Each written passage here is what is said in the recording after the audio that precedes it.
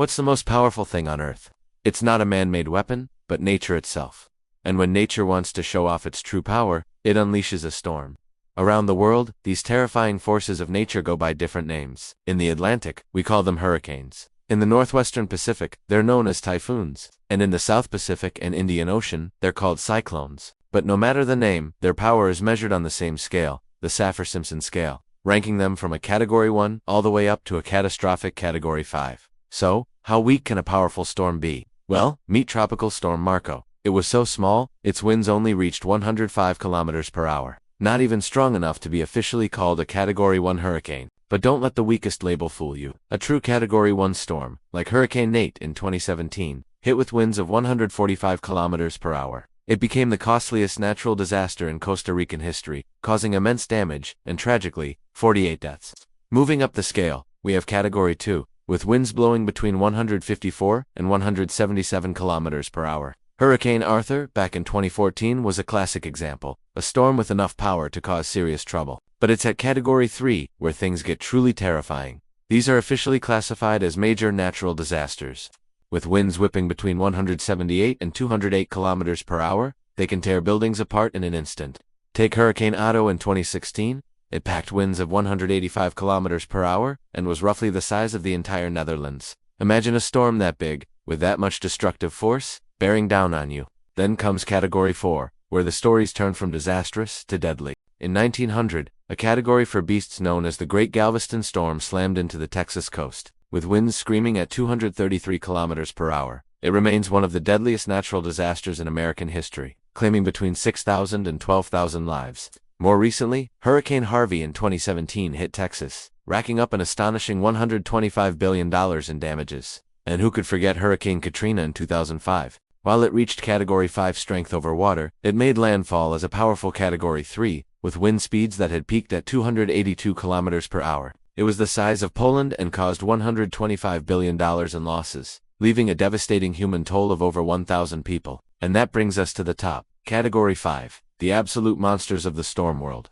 The most powerful hurricane ever recorded by wind speed was Hurricane Patricia in 2015. It unleashed unbelievable winds of 346 kilometers per hour. To put that in perspective, that's faster than a Formula 1 race car at top speed. It was the size of Spain and Portugal combined. But power isn't just about wind speed. Sometimes, it's about endurance. Hurricane John lasted for 31 days, traveling over 11,500 kilometers. That's nearly a third of the way around the entire planet. Or consider size. Hurricane Sandy in 2012 was almost half the size of Australia. Even though its winds were only 185 kilometers per hour, its sheer scale caused enormous destruction. However, the largest storm in recorded history remains Typhoon Tip from 1979. This behemoth was as large as the country of India, with winds of 305 kilometers per hour. Thankfully, it weakened before hitting Japan. Had it made landfall at full strength, the devastation would have been unimaginable. The scary part, these storms are getting stronger. As global warming heats our oceans, the frequency and intensity of hurricanes are on the rise.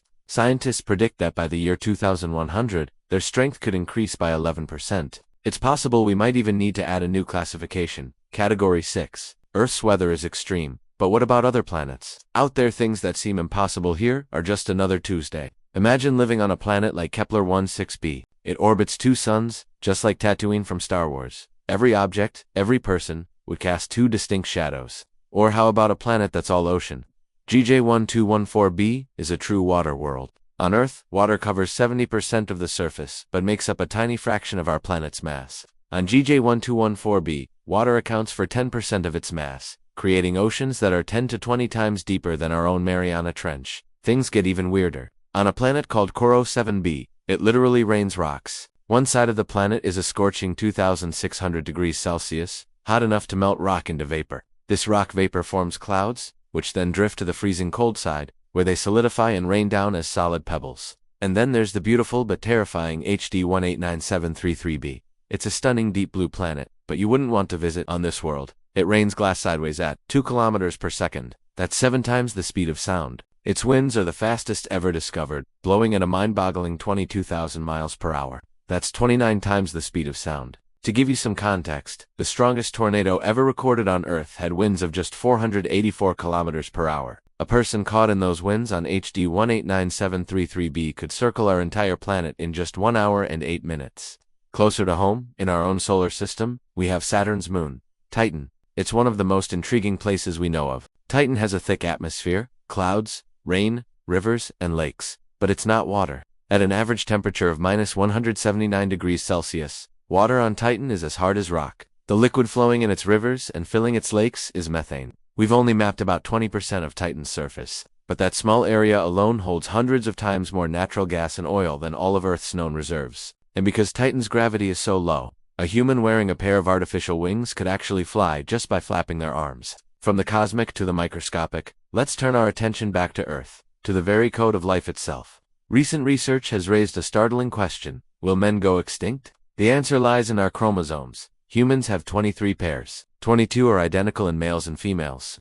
The 23rd pair determines our sex. 24 female, XY for male. The key is the Y chromosome. It carries a crucial gene called SRY, which triggers male development in an embryo. Without it, the embryo develops as female. And here's the problem: the Y chromosome is deteriorating. Millions of years ago, it had over 1,400 genes. Today, only 45 remain. It's like a book that's slowly losing its pages. At this rate, scientists estimate it could disappear completely in about 11 million years.